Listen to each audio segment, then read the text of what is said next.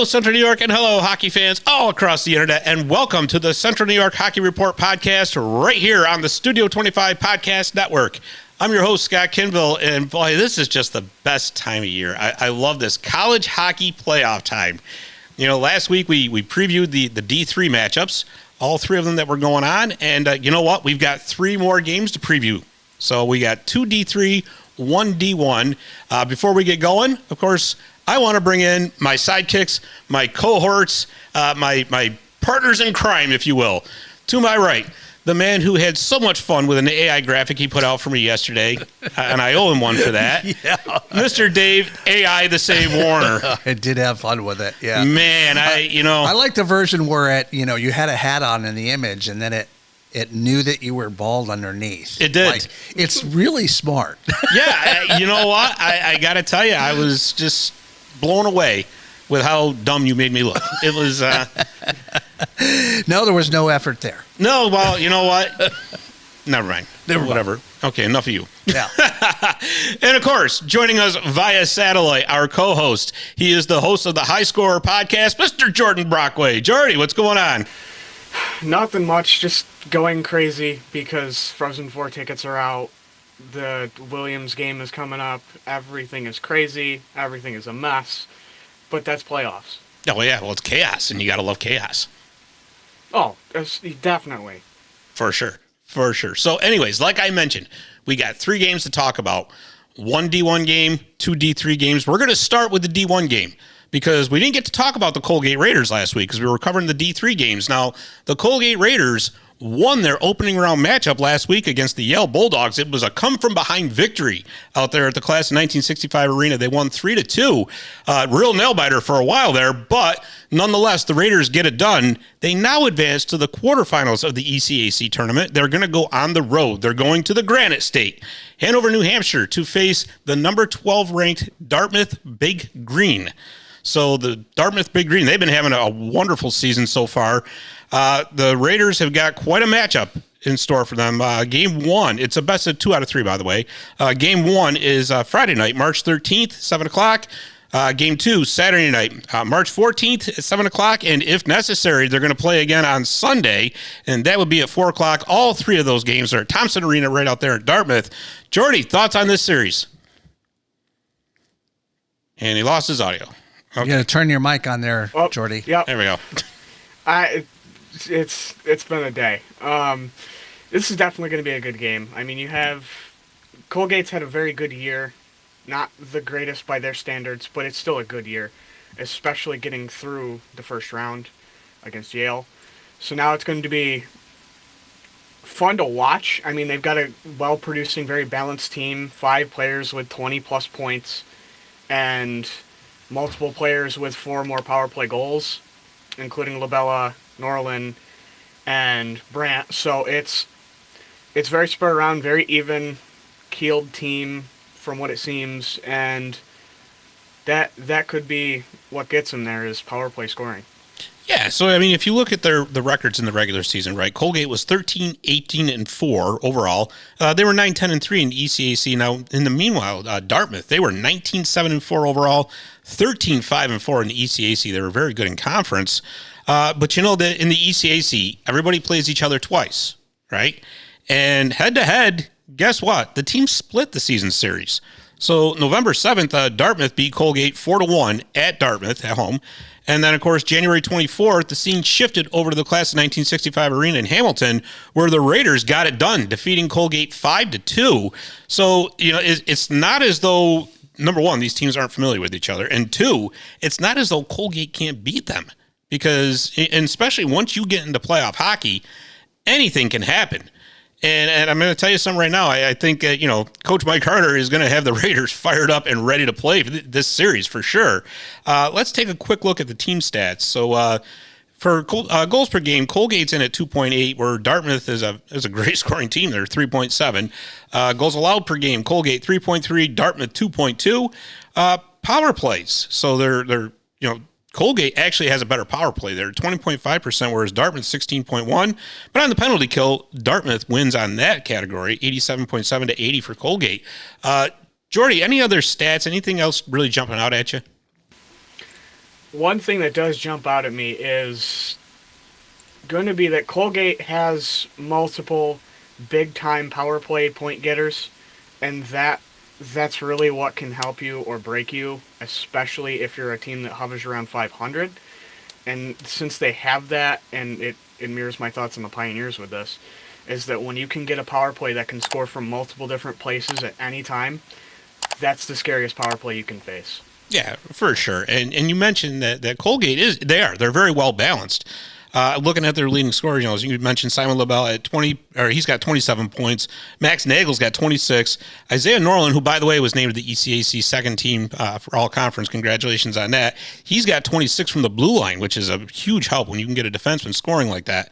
Ryan Sullivan at 26 points and Michael Newmeyer at 25. So yeah, great balance throughout the lineup. But you look over at the Big Green now. They've got their leading scorer is Starvoff. My apologies. Big time scorer, right? 27 goals, 17 assists for 44 points. That's followed up by Hank Cleaves, who's got 14 goals, 21 assists for 35 points. And then you go to Nikita Nikora, who has 7 goals, 16 assists for 23 points. And then you got 19 points from Cam McDonald and CJ Foley. So yeah, Dartmouth has a big line to contend with for sure. But once you get past that top line, it looks like that. You know what? This could balance out a little bit. Yeah, and when you have that top heavy scoring, sometimes that can burn you because let's say it's just not your night for your top line. Mm-hmm. Well, then you need your bottom six or your middle six to step up, and if you don't have that guaranteed help from that middle six or bottom six, then it'll turn into a scramble, and anyone can get you on any night. That's so true, right? And like you said, you shut down those top scorers. Now you've evened it up. And so I'm sure that's what Colgate's going to be focused in on.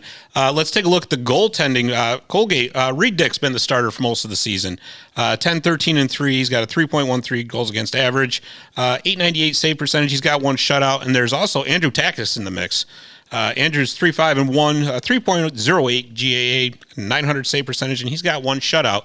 Now, of course, Reed's a first year. He's a freshman. So this is a big time stage for him. He was the goaltender of record against Yale, and so if for anything, this is going to be wonderful experience for him moving forward. I'm sure he's going to be starting against Dartmouth, but the Big Green for them. So they've got two goaltenders of record here. Emmett Corto, who is 11-4-4 with a 2.13 goals against average and a 915 save percentage to go with one shutout. And then, of course, Rowan Clark, who is 8-3-0, 2.12 for a goals against average, 899 save percentage, but he's got two shutouts. So quite interesting to have an 899 save percentage but have two shutouts. I'm going to imagine it's going to be Corto going for them. I'll be honest with you, I don't watch a lot of Dartmouth hockey. I've been watching some of the highlights here to get myself educated, so to speak. But yeah, I mean that's just it. It's going to be a rookie goaltender going up against this Big Green. But like I said, the teams have played each other already. Each team's got to win, so anything can happen. Yeah, and the good thing about a young goaltender, and this is something that you see a lot with especially college sports, is that they come in and you don't have that expectation of, oh, that team is loaded, or that team is usually very good, or that team is a powerhouse. You just walk in and you go, it's a team. It's a game. Right. And that can lead to anything. We saw it with the Pioneers the first year when they went to the Frozen Four a couple years ago.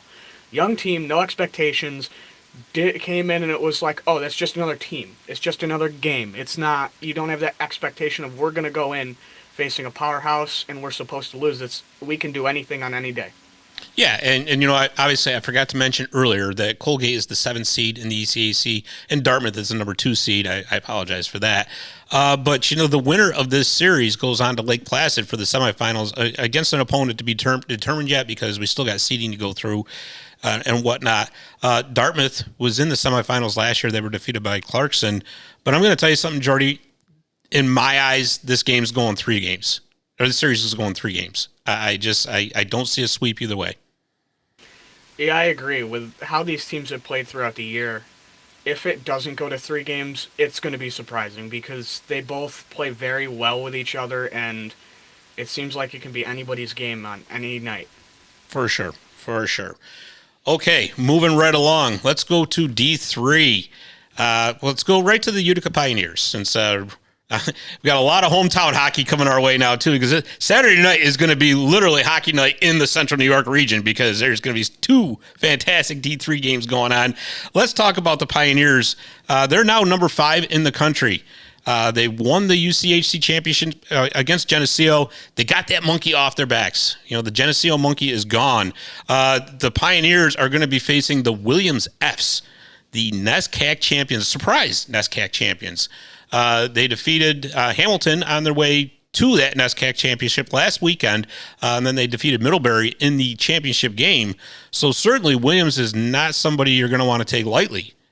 This team has proven they can win. However, the Pioneers are going to be riding a wave of momentum, a wave of it after getting that big win against Geneseo, winning the UCHC title for the 6th time. Jordy, thoughts on this series? This is going to be a good one.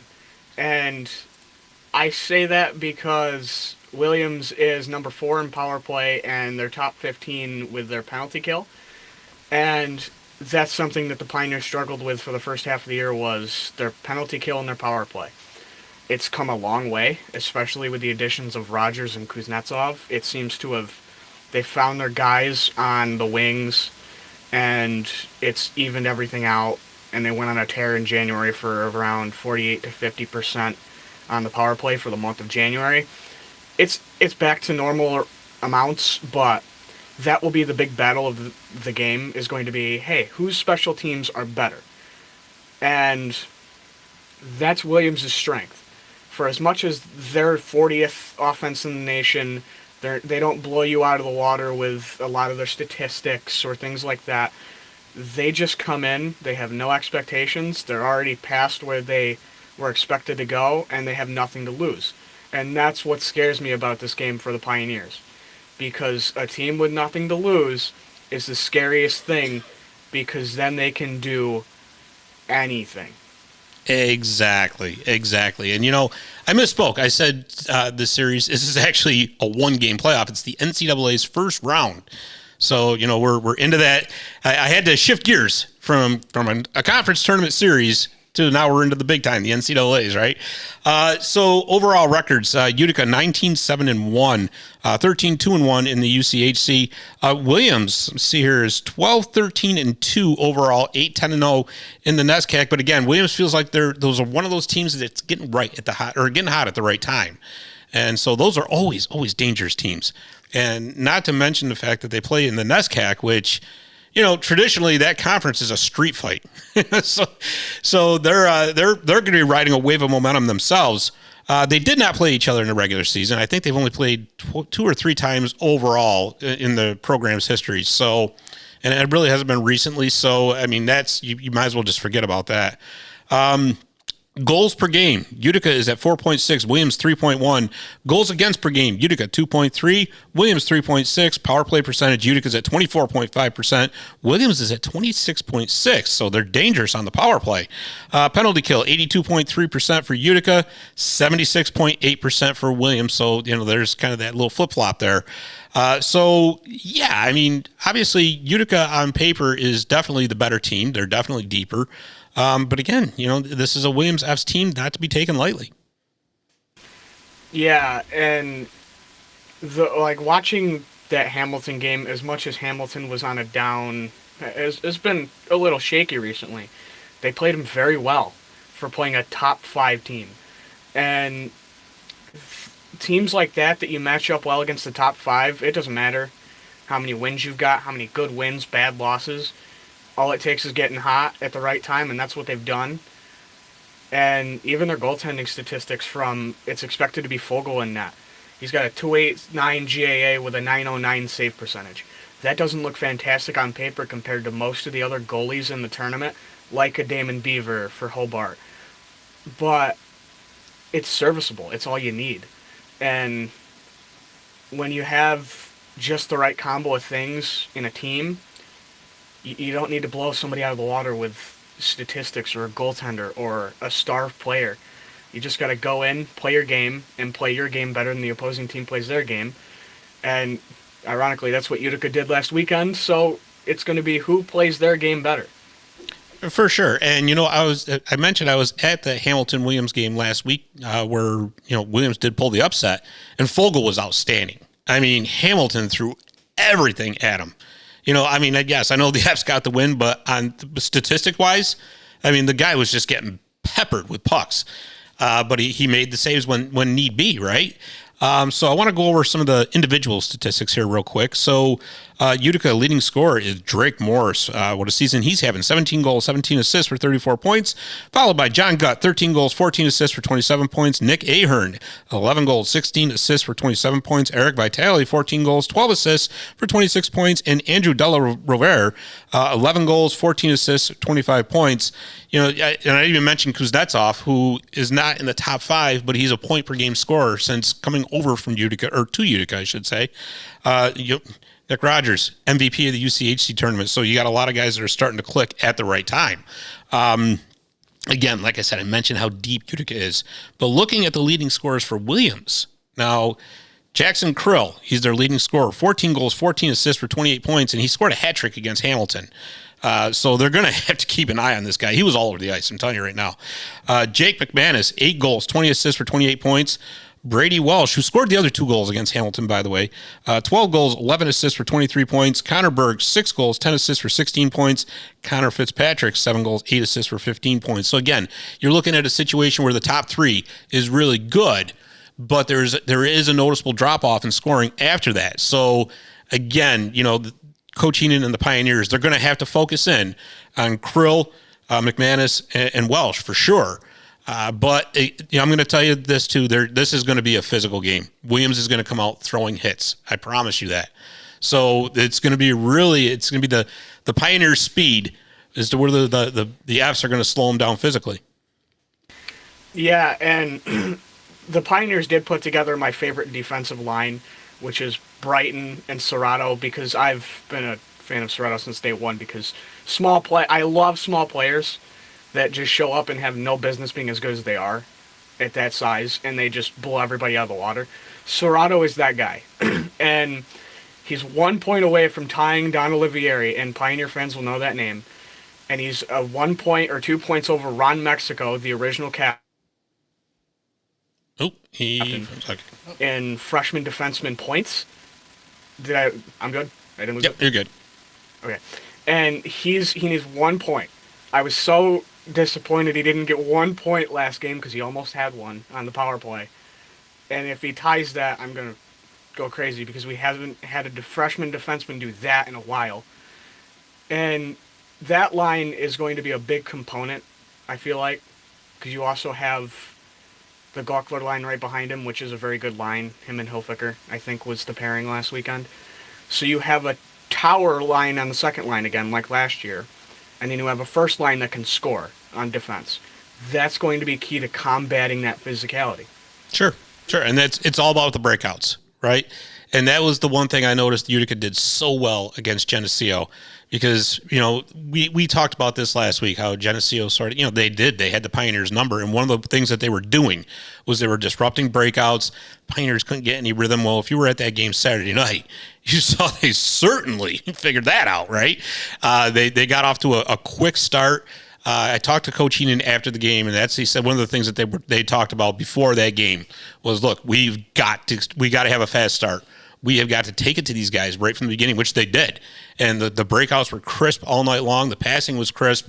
And once they get the speed rolling, they're very hard to take, and they're very hard to stop. And that Williams is going to have to disrupt them. I think you're going to probably see a lot of physicality through the neutral zone, especially. They're not going to want to let that Utica train get rolling. But let's talk about the goaltenders here real quick. Utica, Kyle Curtin, 13-5-1, 2.21 GAA. He's got a .903 save percentage. He's got 2 shutouts. Frank Murphy is 6-2-0, 2.3 goals against average, .897 save percentage, and he's got 1 shutout. Avery Sturtz is also serving as the third goaltender. Williams, of course, we talked about Harrison Fogel. Again, he gave up 4 goals against Hamilton, but he was still outstanding. 8-6-1, 2.89 goals against average, .909 save percentage, no shutouts. And his backup is Cal DePape. I hope I pronounced that correctly. He's 4-7-1, 4.34 goals against average, .868 save percentage, and no shutouts. So I would definitely wager that Kyle Curtin's going to be starting this game. The veteran came over from Elmira this year, and he's been fantastic. I mean, he's really solidified the Utica net, and it's always good to have that veteran presence in a big game like this, who's been there and can say he's done that. Yeah, and Curtin, I mean, that Pioneer room has been the tale of two different goalies. I mean, him and Murph are just two different styles. And I've always liked Curtin's because he's not going to blow you out of the water with a ton of athletic, fantastic saves, even though he can and has shown he will make those saves. He's he plays the angles very well. He knows where to be, when to be, how to be. And he doesn't have to go out of his way to make that fantastic post-to-post glove save or blocker save like Murph sometimes does because he occasionally has a bad angle or comes out too wide. So having that in a veteran that he just knows where and when has definitely helped at times with a defensive core that, especially to start, didn't blend very well. So you needed someone that knew kind of where and when and how, and that was very experienced in that. And Curtin has been that, even though you could call him a stopgap for a year. He's shown up and shown out better than I think anyone expected him to. Oh, for sure, for sure. And and Murphy's going to be a great goaltender, coming down the road for Utica. But again, situations like this, you got to go with your veteran who's been there, done that. And we did get a fan question here from Bob Kawa, and I hope I said his name correctly too. He asked, if Utica wins this game, are they going to be home for their next game, which will be the quarterfinal game? And the answer is yes. They will face the winner of the Anna Maria UW Stout game, which is going to be interesting. Chris Sugar was on last week, and he was talking about UW Stout. That'll be really fun if they come to town. So yes, they will be at home. And then of course the semifinals and the championship are in Utica as well. So the Pioneers put themselves in a pretty good spot as far as not having to travel. So yeah, like I said, Jordy, just closing thoughts on this game. This game's going to be a good game, regardless of how you split it. I mean, Williams is hot at the right time.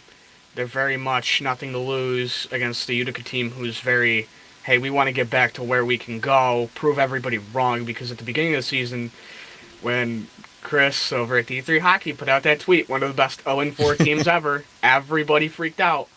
And all of a sudden, Utica's in the number 4 spot in MPI and giving everybody a run for their money, which I don't think a lot of people expected. So it's going to be a battle.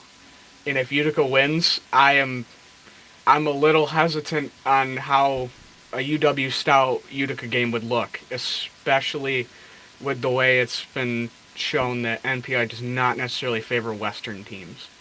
No, it does not. And just for those who are curious, the other part of that bracket that the Pioneers are in, you got Hobart, UNE, and St. Norbert. So, like I said, the Pioneers win this weekend and next weekend. That's going to be really interesting who they face in the semifinals regardless. But, like I said, you got to get through this weekend. And, of course, you got to be either Anna Maria or UW Stout. So let's move on to the third and final game here. The Newman Knights, speaking of the Pioneers, I'm sure the Pioneer fans are familiar with this team. They will be visiting Sage Rank Saturday night, March 14th, 7 p.m. start to face the number 6 Hamilton College Continentals, who received an at-large bid into the NCAA tournament. So going into this, Hamilton, we talked about this already. They were beaten by Williams in the semifinals of the NESCAC. Overall, they are 19-5-2. They were 14-3-1 in the NESCAC. Newman, they play in the MAC, by the way, 17-8-2 overall. So they put together a really good season, 14-5-2 in the MAC. So, Jordy, thoughts on this series, or this? Yeah, I said it again. So, thoughts on this game, another NCAA First Round game?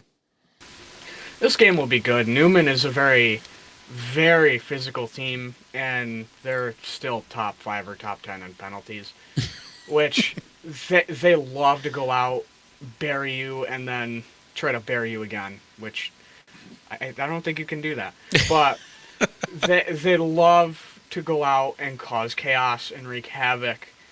And there's been times it's got them in trouble. Like in Utica, there was 4 each in a box because there was a fight. So they're definitely good at getting at you and trying to get in your head. And then this is against a Hamilton team now that they've struggled the last couple weeks, even getting their lead scorer back.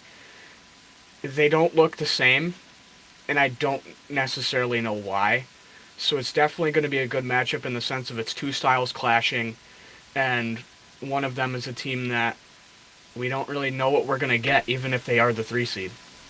Yeah, I think insofar as Hamilton goes, right? So they had this for most of the season. We're just flying high, right? But they play in one of the most physical conferences in the country, in the NESCAC. So I think when you're playing in a conference like that, where you're just beating each other up every game, you start to get worn down a little bit. And I think that's probably what happened to Hamilton. Not to mention the fact that the Continentals, I mean, this is just a loaded team, top to bottom. But they're now the hunted. So they were always the hunters, right? So it's a little bit different story when you're the hunted. So can they rebound from all? Of course they can. They got the talent to do it. Sure, certainly. There's no doubt about it. But yeah, you're right. I mean, let's just face it. I mean, they have struggled. But the good news is they do get Newman at home. And you mentioned, Newman being physical. Well, guess what? That's right up Hamilton's alley as well. And so let's look at the overall team stats here. Goals per game, Hamilton 3.7, Newman 3.4. So Newman can score. Not only can they get in your heads, but they can score. Goals against per game, Hamilton 1.8, Newman 2.6. Power play percentage, Hamilton 23.2, Newman 18%. And penalty kill, Hamilton is at 87, whereas Newman is at 86.4, so pretty even. Yeah, and I did notice this stat. Hamilton is 10-1 when they score first. And like you said, they're loaded. So I think that score first might be big for Hamilton because it seems like they play well with the lead. And if they can get the lead and just hold Newman, because there has been some games that Newman has struggled to get on the board against those higher ranked teams. I think if Hamilton gets on the board early and keeps themselves ahead, they have it. It's just about who's going to get the first one, because I think if Newman gets it, it might shake Hamilton a little, especially with their struggles, and if that's hit their confidence, then that a first blow from Newman could really set the tone the way that Hamilton wouldn't want it. Right. And there you go, for sure. So let's look at the leading scorers here. Hamilton, Luke Chor, 15 goals, 14 assists, 29 points, and that was missing 4 games out of this season. Devin DeVries, 6 goals, 23 assists, 29 points. Justin Bourbon, 8 goals, 14 assists, 22 points. John Wachowski from the blue line, 5 goals, 16 assists, 21 points. Noah Label, 9 goals, 11 assists, 20 points. And Jackson Kroc, 7 goals. Couldn't even read my own writing. 7 goals, 13 assists, and 20 points. Looking over on the Newman bench, or on the Newman side of things, and I hope I'm saying this right, Lucas Culhane, I hope so, 7 goals, 27 assists, 34 points. Max Donahoe, 18 goals, 11 assists, 29 points. Jake Barkley, 4 goals, 21 assists, 25 points. Zach Smith, 14 goals, 10 assists, 24 points. Matt Dimmeling, and I hope I said that right too, 7 goals, 16 assists, 23 points. So, yes, there are definitely big scorers on both sides of this game. Again, like I said, Newman can score. There's no doubt about it. I think, honestly, this game is going to come down to goaltending. I really do. I think, both teams are going to get looks. They're going to get looks. They both play a similar style game, and it's going to come down to who's going to get the big save when they need it. Yeah, especially since Donahoe has 7 power play goals for Newman, which there's not many players in the nation that can say they have 7 power play goals. Plus, they have another 2 players with 5. So they've got a trio of guys that excel on their power play that Hamilton will have to watch.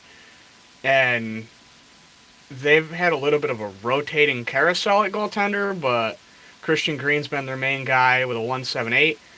That will be the battle is going to be him versus Hamilton, because Hamilton has the goaltending. It's about can Newman's goaltending keep up, which I think they can. I don't know for sure, because watching them against Utica, their goaltending kept up, but there was definitely looks or moments that would keep catching the Tendy off kilter, and I don't know I don't know if it was necessarily a team scheme thing or it was a goaltender thing. I'd have to go back and look.